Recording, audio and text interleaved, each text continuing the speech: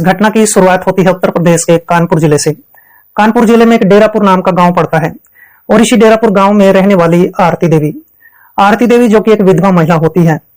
आरती देवी के पति की 3 साल पहले लंबी बीमारी के कारण मौत हो जाती है, जिसकी वजह से आरती देवी बिल्कुल टूट जाती है। लेकिन फिर भी आरती देवी सब कुछ भुलाकर अपनी जिंदगी में आगे बढ़ जाती है। कई बार तो आरती देवी एक ही बात सोचा करती थी कि उसके घर के अंदर सिर्फ उसका पति ही कमाने वाला था और वो भी उससे दूर चला गया है। लेकिन फिर भी आरती देवी को सिलाई कढ़ाई करने का अच्छा खासा शौक होता है और इसी शौक को अपना वो काम धंधा बना लेती है। आरती देवी गांव की औरतों के कपड़े सिलने का काम करना शुरू कर देती है। वह हर समय घर के अंदर ही बैठकर इन औरतों के कपड़े सिल दिया करती थी और ये औरतें भी इस महिला को कुछ पैसे दे दिया करती थी। लेकिन जैसे ही 2-4 महीनों का वक्त गुजर जाता है तो गांव की औरतें इस महिला से कपड़े जरूर सिलवा लेती थी, लेकिन पैसे उधारी कर लेती थी। और जैसे ही उधार धीरे धीरे करके ज्यादा बढ़ जाती है तो ये महिला काफी परेशान रहने लग जाती है। आरती अब अपने मन में सोचने लग जाती है कि गांव की औरतें कपड़ा तो सिलवा लेती हैं लेकिन पैसे नहीं देती हैं। और इसी वजह से आरती देवी अब अपने मन में एक ही बात ठान लेती है कि अब उसको ये काम धंधा छोड़ देना चाहिए, कोई और काम धंधा ढूंढ लेना चाहिए। और इस तरह से आरती देवी अब गांव के जमींदारों के खेत में मेहनत मजदूरी का काम करना शुरू कर देती है। गांव के जमींदार मेहनत मजदूरी के पैसे ठीक ठाक दे दिया करते थे, जिसकी वजह से आरती देवी के घर का गुजारा ठीक ठाक तरीके से चल जाया करता था। आरती देवी के परिवार में इसका इकलौता ही बेटा होता है जिसका नाम इंद्र होता है। इंद्र की उम्र लगभग 14 साल के आसपास की होती है। वह कक्षा 9 में अपनी पढ़ाई किया करता था। पढ़ाई लिखाई में इंद्र काफी होशियार लड़का होता है। जब भी इंद्र के पास खाली समय होता था तो इंद्र अपनी माँ आरती देवी के कामकाज में उसकी मदद कर दिया करता था। लेकिन इंद्र हमेशा अपनी माँ आरती देवी को एक ही बात कहता था कि माँ, ये खेतों में मेहनत मजदूरी करने का काम छोड़ दो, कोई और काम धंधा करना शुरू कर दो। लेकिन इसकी माँ आरती देवी हमेशा अपने बेटे इंद्र को कहती थी कि बेटा, अगर मैं खेत में काम नहीं करूंगी तो घर का गुजारा कैसे चलेगा, जिसकी वजह से इंद्र हमेशा अपनी माँ के सामने चुप रह जाया करता था। लेकिन जो आरती देवी होती है वो नहीं जानती थी कि उसके परिवार में आगे इतनी बड़ी उथल पुथल होने वाली है। आरती देवी के पड़ोस में एक जमींदार रहता था जिसका नाम देशमुख जमींदार होता है। गांव का सबसे बड़ा रईस और धनी व्यक्ति होता है। देशमुख के पास अच्छा खासा पैसा होता है, लेकिन देशमुख के पास इज्जत की बहुत कमी होती है। देशमुख एक ऐसा व्यक्ति होता है जो कि लंगोट का ढीला होता है।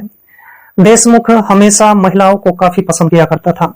देशमुख जमींदार को जो भी महिला पसंद आ जाती थी, देशमुख जमींदार उस महिला को रात के समय अपने बिस्तर तक लेकर आ जाता था और फिर इसके बाद उन महिलाओं के साथ अपना वक्त गुजार लिया करता था। देशमुख जमींदार का बस यही काम होता है। आगे भविष्य में चलकर देशमुख जमींदार इस आरती देवी के साथ बहुत बड़ा कांड करने वाला होता है। लेकिन देशमुख जमींदार इस आरती देवी के साथ तो बाद में कांड करता है, पहले वो एक बहुत बड़ा कांड कर देता है जिसकी गूंज पूरे कानपुर जिले में गूंज जाती है। कुछ दिनों का वक्त गुजर जाने के बाद एक दिन आरती खेत में कामकाज कर रही होती है और उसकी मुलाकात पड़ोस की एक महिला से हो जाती है। उस पड़ोसन का नाम कांता देवी होता है। कांता देवी भी एक विधवा महिला होती है, लेकिन देखने में काफी खूबसूरत महिला होती है। और जैसे इन दोनों की मुलाकात हो जाती है तो धीरे धीरे करके दोनों के बीच गहरी दोस्ती भी हो जाती है। दोनों एक दूसरे के घर पर भी आना जाना शुरू कर देती है और इस तरह से अब कांता देवी और आरती देवी अपने मन की बात भी एक दूसरे के साथ शेयर कर लिया करती थी। कुछ दिनों का वक्त गुजर जाने के बाद एक तारीख आ जाती है, 15 मार्च 2026 का दिन। सुबह के करीब 8 बजे के आसपास का वक्त होता है। इंद्र अपनी माँ आरती देवी को कहने लगता है कि माँ, मैं क्रिकेट खेलने के लिए अपने दोस्तों के साथ जा रहा हूँ, 2-3 घंटों में मैं वापस आ जाऊंगा। तभी उसकी माँ आरती देवी अपने बेटे इंद्र को कहती है कि बेटा, आज मेरी तबीयत खराब है और आज मैं मेहनत मजदूरी करने के लिए भी नहीं जाने वाली हूँ, तुम जल्दी ही घर पर लौट आना। और इस तरह से इंद्र अब खेलने के लिए अपने दोस्तों के साथ चला जाता है। जैसे 10 से 15 मिनट का वक्त गुजर जाता है तो उसी समय आरती देवी के घर पर उसकी पड़ोसन, उसकी सहेली कांता देवी आती है और कांता देवी अपनी इस सहेली आरती देवी को कहने लगती है कि चलो आरती, खेत में मजदूरी करने जाना है। लेकिन आरती देवी कांता को कहने लग जाती है कि देखो कांता, आज मैं काफी थक चुकी हूँ और आज मैं मजदूरी करने के लिए खेत में नहीं जाऊंगी। लेकिन वहां पर कांता देवी कहने लग जाती है कि जो हमारा जमींदार देशमुख है वो हमारी डबल दिहाड़ी काट लेगा। अब इसके बावजूद भी आरती देवी साफ साफ मना कर देती है। वह कांता को कहती है कि चाहे वो डबल दिहाड़ी काटे या फिर इससे भी ज्यादा काटे, लेकिन मेरी तबीयत ठीक नहीं है, मैं नहीं जाऊंगी। और इस तरह से कांता देवी अब अपनी इस पड़ोसन को कहती है कि तू अगर नहीं जाती है मुझे तो जाना पड़ेगा। और इस तरह से अब कांता देवी अपनी इस सहेली के घर से बाहर निकलती है और देशमुख जमींदार के खेत में चली जाती है। आज देशमुख जमींदार अपने खेत में बैठकर शराब पी रहा होता है। देशमुख जमींदार को गहरा नशा भी हो चुका होता है। और जैसे ही देशमुख जमींदार की नजरें कांता देवी पर पड़ती है, उसकी खूबसूरती पर पड़ती है, उसके गोरे बदन पर पड़ती है, तो देशमुख जमींदार की नियत में कमी आ जाती है। देशमुख जमींदार अपने मन में सोचने लग जाता है कि कांता देवी बहुत ही खूबसूरत महिला है, क्यों न जैसे तैसे करके इसको अपने जाल में फंसा लिया जाए और अपने जाल में फंसाने के बाद इसको अपने बिस्तर तक लाया जाए। इस तरह के ख्याल देशमुख जमींदार के मन में चलते रहते हैं। लेकिन थोड़ी देर के बाद ही जमींदार देशमुख अपने नौकर मोहन को आवाज लगाता है और मोहन को कहता है कि मोहन, मेरी शराब खत्म हो चुकी है, तुम पास के ही शराब के ठेके पर चले जाओ और वहां से शराब खरीद कर ले आओ। और इस तरह से मोहन नौकर अब अपने इस मालिक देशमुख से कुछ पैसे लेता है और पैसे लेने के बाद पास के ही शराब के ठेके पर शराब खरीदने के लिए चला जाता है। लेकिन दूसरी तरफ देशमुख जमींदार तो इस महिला कांता देवी की खूबसूरती को लगातार निहारता रहता है। थोड़ी देर के बाद मोहन नौकर भी शराब लेकर खेत में आ जाता है और इस तरह से अब जमींदार देशमुख फिर से शराब पीना शुरू कर देता है। और जैसे ही देशमुख जमींदार को गहरा नशा हो जाता है तो नशे की हालत में देशमुख जमींदार अब इस महिला कांता देवी के पास आ जाता है और कांता देवी को कहने लग जाता है कि देखो कांता, तुम एक विधवा महिला हो, तुम्हारे घर के अंदर कोई भी कमाने वाला नहीं है, तुम्हारे घर में काफी गरीबी है और मैं इस गरीबी को दूर कर सकता हूँ। जैसी ये बात कांता को कही जाती है तो कांता इसका इशारा समझ जाती है, लेकिन कांता फिर भी चुपचाप काम करती रहती है। इसके बाद देशमुख की हरकतें यहीं पर नहीं रुकती है। देशमुख कहने लगता है कि चलो मेरे साथ पास के ही के खेत में चलो और तुम मेरे साथ समय गुजार लो, मैं तुम्हें अच्छे खासे पैसे देने के लिए तैयार हूँ। लेकिन कांता देवी साफ साफ मना कर देती है। जैसे ही वो मना कर देती है तो देशमुख जमींदार जबरदस्ती करने लग जाता है और जैसे ये जबरदस्ती की जाती है तो कांता देवी देशमुख जमींदार के गाल पर 2 तमाचे मार देती है, जिसकी वजह से जमींदार देशमुख को बहुत ज्यादा गुस्सा आ जाता है। देशमुख जमींदार उसी समय अपने नौकर मोहन को आवाज लगाता है और कहता है कि इस महिला को खींच कर ईख के खेत में ले जाते हैं। इसके बाद ये जमींदार और उसका नौकर मोहन सिंह ये दोनों इस महिला को खींच कर ईख के खेत के अंदर ले जाते हैं। इस खेत के अंदर कोई भी दूसरा या तीसरा किसान नहीं होता है और जैसे ही इस महिला को ईख के खेत में ले जाया जाता है तो इसके हाथ पैर भी इसी के कपड़े से बांध दिए जाते हैं। इस महिला कांता देवी के मुंह में कपड़ा तक ठूस दिया जाता है और फिर देशमुख जमींदार का गंदा और घिनौना खेल शुरू हो जाता है। देशमुख जमींदार इस महिला के साथ गलत रिश्ते कायम करने लग जाता है। ये जमींदार इस महिला के साथ तब तक इस गलत काम को करता है जब तक इसका मन नहीं भर जाता है, जब तक इसके मन की सारी जरूरतें, सारी इच्छाएं पूरी नहीं हो जाती है। और जैसे ही देशमुख जमींदार का ये गंदा काम खत्म हो जाता है तो ये जमींदार यहीं पर नहीं रुकता है। देशमुख जमींदार अपने नौकर मोहन को कहने लग जाता है कि मोहन, तुम भी बहती गंगा में डुबकी लगा सकते हो। और इस तरह से जैसे ही मोहन नौकर को ये बात कही जाती है तो मोहन नौकर भी इस महिला के साथ गंदा और गलत काम करना शुरू कर देता है। मोहन नौकर भी इस महिला कांता देवी के साथ इस गलत काम को तब तक अंजाम देता है जब तक उसका मन नहीं भर जाता है, जब तक उसकी सारी जरूरतें पूरी नहीं हो जाती है। और जैसे इन दोनों का ये गंदा खेल खत्म हो जाता है तो देशमुख जमींदार इस महिला को डराता है, धमकाता है और कहता है कि अगर तूने ये बात किसी को भी बताने की कोशिश की तो मैं तुम्हें जान से मार दूंगा, तेरे पूरे परिवार को खत्म कर दूंगा। और इस तरह से इस महिला को ये धमकियां दी जाती है।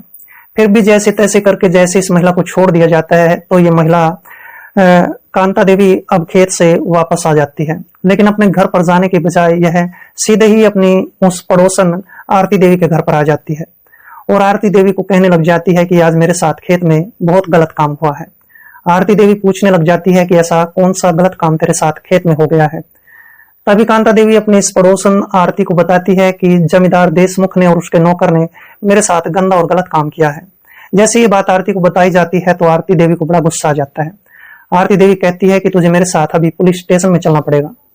लेकिन जैसे पुलिस स्टेशन की बात कही जाती है तो ये महिला कांता देवी साफ साफ मुकर जाती है। कांता देवी कहती है कि उसने मुझे धमकी दी है कि अगर वो पुलिस स्टेशन तक पहुंची तो उसको जान से मार दिया जाएगा। लेकिन फिर भी आरती देवी जैसे तैसे करके इस महिला कांता देवी को लेकर नजदीकी पुलिस स्टेशन में पहुंच जाती है। उस पुलिस स्टेशन के अंदर एक पुलिस दरोगा बैठा होता है जिसका नाम सुरेश होता है। सुरेश जो कि एक ऐसा पुलिस दरोगा होता है जो हमेशा रिश्वत लेने का आदी होता है। आरती देवी इस पुलिस दरोगा सुरेश कुमार को कहती है कि हमारे गांव के जमींदार देशमुख ने और उसके नौकर ने मेरी सहेली के साथ गलत और गंदा काम किया है।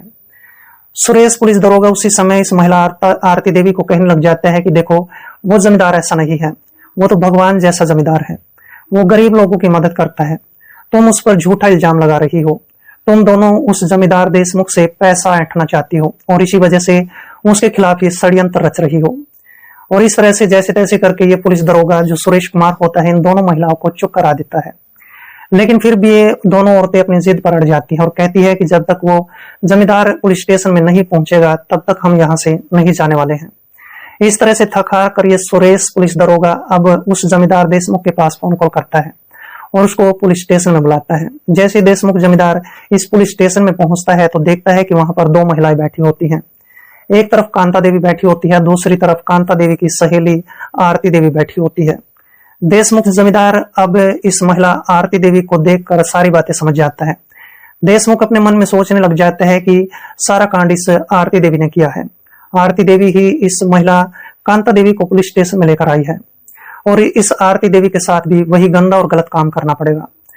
अब ये जो जमींदार देशमुख होता है उस पुलिस दरोगा सुरेश कुमार के सामने ही इस आरती देवी को धमकी देता है और कहता है कि एक दिन तेरे साथ भी मैं यही गलत और गंदा काम करूंगा और तुझे बचाने वाला कोई भी नहीं होगा। जैसे ये धमकी आरती देवी को दी जाती है तो आरती देवी उसी समय जमींदार को गालियां देना शुरू कर देती है।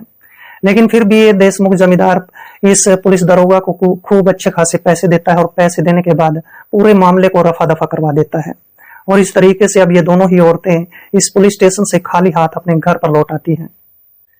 लेकिन अब ये देशमुख जमींदार इस महिला आरती देवी के साथ भी आगे चलकर बहुत बड़ा कांड करने वाला था। लगभग 15 दिनों का वक्त गुजर जाता है और इतना वक्त गुजर जाने के बाद एक तारीख आ जाती है 2 अप्रैल 2026 का दिन। शाम के करीब 4 बजे के आसपास का वक्त होता है और आरती देवी अपने बेटे इंद्र को कहने लग जाती है कि बेटा इंद्र, हमारे पास जो आधा एकड़ जमीन है उसमें हमने गेहूं की फसल बो रखी है और वो गेहूं की फसल पक कर तैयार हो चुकी है और जैसे तैसे करके हम अपनी फसल को खुद ही काटने वाले हैं। इंद्र कहने लग जाता है कि माँ तुम फिक्र मत करो, आजकल मेरे स्कूल की भी छुट्टियां चल रही है, हम दोनों मिलकर उस फसल को काट लेंगे। और इस तरह से इंद्र ये 2-4 बातें कहने के बाद अपनी माँ को कहने लग जाता है कि माँ मैं अपने दोस्तों के साथ खेलने जा रहा हूँ। और बस इतना कहकर इंद्र घर से बाहर निकल जाता है। जैसे ही 10-15 मिनट का वक्त गुजर जाता है तो उसी समय आरती देवी की जो सहेली जो पड़ोसन होती है कांता देवी वो इसके घर पर आती है और कांता देवी और आरती देवी ये दोनों घर के अंदर बैठकर बातचीत करने लग जाती है। उसी समय आरती देवी अपनी इस पड़ोसन कांता को कहने लग जाती है कि देखो कांता, हमारे पास आधा एकड़ जमीन है और उसके अंदर हमने गेहूं तैयार कर रखे हैं और गेहूं की फसल पक कर भी तैयार हो चुकी है। चलो इसी समय खेत में जाते हैं और देखते हैं कि वो काटने लायक हुई है या नहीं हुई है। कांता भी मान जाती है और इसके बाद कांता और आरती देवी ये दोनों ही अब खेत की तरफ चल पड़ती है। जैसे ये दोनों खेत की तरफ जा रही होती हैं तो उसी समय देशमुख का नौकर मोहन सिंह इन दोनों महिलाओं को खेत में जाते हुए देख लेता है। मोहन सिंह नौकर अपने मन में सोचने लग जाता है कि शाम का वक्त हो चुका है और ये दोनों महिलाएं खेत में अकेली जा रही हैं। इन दोनों महिलाओं का आज फायदा उठाने में ही हमारा फायदा है। मोहन सिंह नौकर उसी समय अपने मालिक देशमुख जमींदार के पास जाता है और देशमुख जमींदार को कहता है कि आज कांता देवी और आरती देवी अपने खेतों की तरफ जा रही हैं, उन दोनों के साथ कोई भी तीसरा व्यक्ति नहीं है। देशमुख कहने लग जाता है कि चलो आज उन दोनों का ही एक साथ शिकार कर लिया जाए। इस तरह से देशमुख जमींदार उसी समय अपनी गाड़ी अपने घर से बाहर निकालता है। मोहन नौकर को भी साथ में लेता है और साथ में अपनी लाइसेंसी रिवॉल्वर भी ले लेता है। इस तरह से अब गाड़ी लेकर ये देशमुख जमींदार अपने घर से खेतों की तरफ निकल पड़ता है। जैसे ही थोड़ा सा वक्त गुजर जाता है तो देशमुख जमींदार की गाड़ी इन दोनों औरतों के पास जाकर रुक जाती है।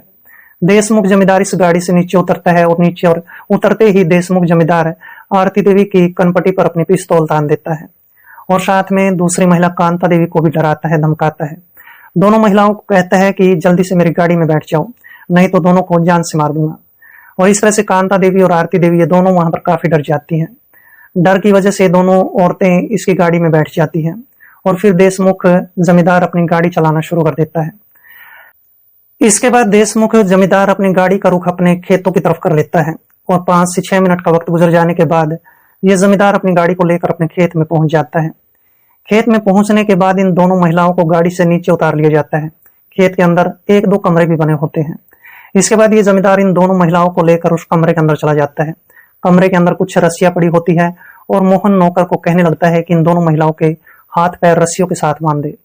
इस तरह से मोहन नौकर अब इन दोनों महिलाओं के हाथ पैर रस्सियों से बांध देता है, यहाँ तक कि इनके मुंह पर कपड़ा तक बांध दिया जाता है।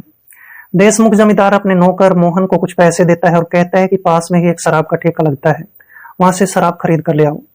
इसके बाद ये नौकर जो मोहन सिंह होता है शराब के ठेके पर जाता है, वहां से कुछ शराब खरीद लेता है।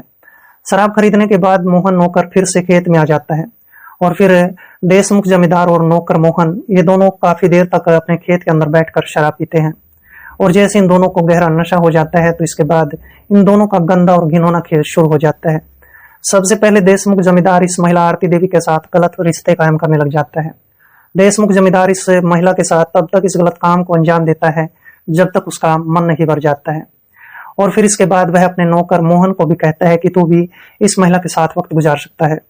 इस तरह से मोहन नौकर भी आरती देवी के साथ गलत काम करना शुरू कर देता है।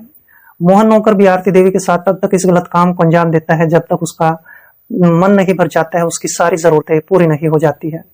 और जैसे इन दोनों का ये गंदा खेल खत्म हो जाता है तो फिर जमींदार देशमुख और साथ में इसका नौकर मोहन ये दोनों खेत के अंदर बैठकर काफी देर तक शराब पीते हैं। और जैसे ही थोड़ा सा और वक्त गुजर जाता है तो फिर जो देशमुख जमींदार होता है अपने नौकर मोहन को कहने लगता है कि चलो अब दूसरी महिला का भी फायदा उठा लेते हैं। इस तरह से देशमुख जमींदार अब कांता देवी के साथ फिर से गंदा और घिनौना खेल शुरू कर देता है। देशमुख जमींदार कांता देवी के साथ वही गंदा और गलत काम तब तक करता है जब तक उसकी सारी जरूरतें पूरी नहीं हो जाती है। और इसके बाद मोहन नौकर भी कांता देवी का फायदा उठाता है और ये फायदा तब तक उठाया जाता है जब तक इन दोनों की सारी जरूरतें पूरी नहीं हो जाती है। और फिर इसके बाद ये दोनों ही नशे की हालत में इन दोनों औरतों को धमकी देते हैं, डराते हैं और कहते हैं कि अगर गांव में किसी को ये बात बताने की कोशिश की तो तुम दोनों को जान से मार दिया जाएगा, तुम्हारे पूरे परिवार को खत्म कर दिया जाएगा। इस तरह से आरती और कांता देवी ये दोनों बहुत ज्यादा डर जाती है। इस तरीके से रात के करीब 7:30 बजे के आसपास का वक्त हो जाता है, गहन अंधेरा भी हो चुका होता है। और फिर इसके बाद देशमुख जमींदार इन दोनों औरतों को धमकी देता है और कहता है कि अब तुम गांव में जा सकती हो, लेकिन गांव में किसी भी व्यक्ति को इस बात के बारे में पता तक नहीं चलना चाहिए। इसके बाद देशमुख जमींदार और नौकर गाड़ी लेकर अपनी बैठक में पहुंच जाते हैं। इस गाड़ी के अंदर काफी ज्यादा शराब भी होती है और फिर बैठक के अंदर बैठकर ये दोनों शराब पीने लग जाते हैं। ये दोनों काफी देर तक यहाँ पर बैठकर शराब पीते हैं, लेकिन दूसरी तरफ कांता और आरती देवी गांव की तरफ लौट रही होती हैं। लेकिन बीच रास्ते में आरती देवी अपनी पड़ोसन कांता को कहने लग जाती है कि मैं तो पुलिस स्टेशन की तरफ जा रही हूँ, मैं तो पुलिस स्टेशन में जाऊंगी और पुलिस स्टेशन में जाने के बाद इसकी वहां पर पुलिस रिपोर्ट कराऊंगी। लेकिन कांता देवी अपनी इस पड़ोसन को काफी देर तक समझाती है। आरती देवी अपनी पड़ोसन की एक भी बात को नहीं सुनती है, वह पुलिस स्टेशन की तरफ चल पड़ती है। लेकिन कांता देवी अपने गांव में आ चुकी होती है। कांता सीधे ही इस आरती देवी के घर पर जाती है। आरती देवी के घर के अंदर उस आरती देवी का बेटा इंद्र बैठा होता है। इंद्र कहने लग जाता है कि मेरी माँ कहाँ पर गई है। तभी कांता देवी इंद्र को कहने लग जाती है कि तुम्हारी माँ तो पुलिस स्टेशन में गई है और आज हमारे साथ बहुत बड़ा गलत और गंदा काम हुआ है। इंद्र पूछने लग जाता है कि ऐसा कौन सा गलत और गंदा काम तुम दोनों के साथ हो गया है। कांता देवी इंद्र को बताने लग जाती है कि आज तेरी माँ और मेरे साथ देशमुख जमींदार ने गलत और गंदा काम किया है। इन दोनों ने बंदूक की नोक पर हम दोनों के साथ काफी देर तक गलत काम किया है। जैसे ये बात इंद्र को बताई जाती है तो इंद्र को बड़ा गुस्सा आ जाता है। उसी समय इंद्र अपने घर से साइकिल उठाता है और साइकिल उठाने के बाद वह पुलिस स्टेशन की तरफ चल पड़ता है और बीच रास्ते में उसको उसकी माँ मिल जाती है। अपनी माँ आरती देवी को कहने लग जाता है कि माँ, तुम्हें पुलिस स्टेशन में जाने की कोई जरूरत नहीं है, तुम मेरे साथ मेरे घर पर चलो, घर पर बैठकर बातचीत करते हैं। जैसे तैसे करके इंद्र अपनी माँ को लेकर अपने घर पर आ जाता है। घर पर आने के बाद इंद्र अपनी माँ को पूछने लग जाता है कि माँ, ऐसा तुम्हारे साथ क्या हुआ है। और इसके बाद जो माँ आरती होती है अपने बेटे इंद्र के सामने रोते बिलखते हुए अपनी पूरी कहानी सुनाती है। वह बताती है कि देशमुख जमींदार और उसके नौकर मोहन ने हम दोनों के साथ गंदा और गलत काम किया है। इंद्र कहने लग जाता है कि माँ, इस बात का बदला जरूर लिया जाएगा। जैसे ही आरती देवी अपने बेटे की बात को सुनती है तो वह अपने मन में सोचने लग जाती है कि कहीं उसका बेटा कोई गलत कदम ना उठा ले। उसी समय आरती देवी अपने बेटे को समझाना शुरू कर देती है। कहती है कि हमारे पास जितनी भी जमीन जायदाद है उसको हम बेचकर इस गांव से बाहर चले जाएंगे। इंद्र कहता है कि माँ, कोई बात नहीं, हम सारी जमीन जायदाद बेचकर बाहर चले जाएंगे। और इस तरह से रात के करीब 9 बजे के आसपास का वक्त हो जाता है। इसके बाद ये 14 साल का लड़का इंद्र कुमार यहीं पर नहीं रुकता है। इंद्र जबरदस्ती अपनी माँ को एक कमरे के अंदर बंद कर देता है और बाहर से एक कमरे का दरवाजा भी बंद कर दिया जाता है। इसके बाद इंद्र कुमार अपने घर में कोई हथियार देखना शुरू कर देता है, लेकिन इंद्र को कोई भी हथियार घर में नजर नहीं आता है। पास में एक बड़ा सा हथौड़ा पड़ा होता है। इंद्र उस हथौड़े का उठा लेता है। रात के करीब 9:30 बजे के आसपास इंद्र इस घर से बाहर निकल जाता है। इंद्र कुमार सीधे ही इस देशमुख जमींदार की बैठक में चला जाता है। बैठक में जाने के बाद इंद्र देखता है कि वहां पर देशमुख जमींदार और उसका नौकर शराब के नशे में धुत गहरी नींद में चारपाई पर लेटे हुए थे। दोनों सो रहे होते हैं और इसी बात का फायदा उठाकर यह लड़का इंद्र सबसे पहले देशमुख जमींदार के पास जाता है और मौका पाते ही देशमुख जमींदार के सिर में 3-4 वार हथौड़े के साथ कर दिए जाते हैं। उसके सिर को हथौड़े के साथ फाड़ दिया जाता है। जैसे ही देशमुख जमींदार मौके पर ही अपना दम तोड़ देता है तो लड़का इंद्र यहीं पर नहीं रुकता है। वह उस नौकर मोहन को भी पकड़ लेता है। मोहन नौकर ने भी काफी ज्यादा शराब पी रखी थी। उसके पांव लड़खड़ा रहे होते हैं। मोहन नौकर भाग भी नहीं पाता है। इस तरह से इंद्र अब उसके सिर में भी 10 से 12 बार हथौड़े को मार देता है और जैसे ही इतने बार हथौड़े से किए जाते हैं तो मोहन नौकर भी मौके पर ही अपना दम तोड़ देता है। घटना स्थल पर लोग इकट्ठा होने शुरू हो जाते हैं। वहां पर लोगों की भीड़ लग जाती है। इन्हीं लोगों में से कोई व्यक्ति जिसका नाम नरेश कुमार होता है नजदीकी पुलिस स्टेशन में फोन कॉल करता है।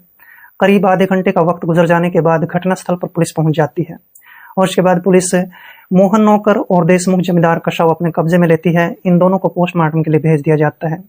15 से 20 मिनट का वक्त गुजरने के बाद पुलिस अब इस लड़के इंद्र कुमार को भी गिरफ्तार कर लेती है। इंद्र कुमार को गिरफ्तार करने के बाद पुलिस स्टेशन में ले जाया जाता है और जब इंद्र कुमार से पूछताछ शुरू कर दी जाती है तो इंद्र अपनी मां और कांता देवी की पूरी कहानी पुलिस के सामने रखता है। जैसे ही पुलिस इंद्र कुमार की पूरी कहानी को सुनती है तो पुलिस के भी होश उड़ जाते हैं, लेकिन पुलिस मजबूर होकर इस लड़के के खिलाफ कानूनी कार्रवाई शुरू कर देती है। ये बात भविष्य के घर में छिपी है कि जज साहब आखिरकार इस लड़के इंद्र को क्या सजा सुनाने वाले हैं। लेकिन दोस्तों, इस पूरे घटनाक्रम के दौरान इंद्र ने देशमुख जमींदार और उसके नौकर मोहन के साथ जो किया, क्या वो सही था या गलत था? कमेंट बॉक्स में जरूर लिखें।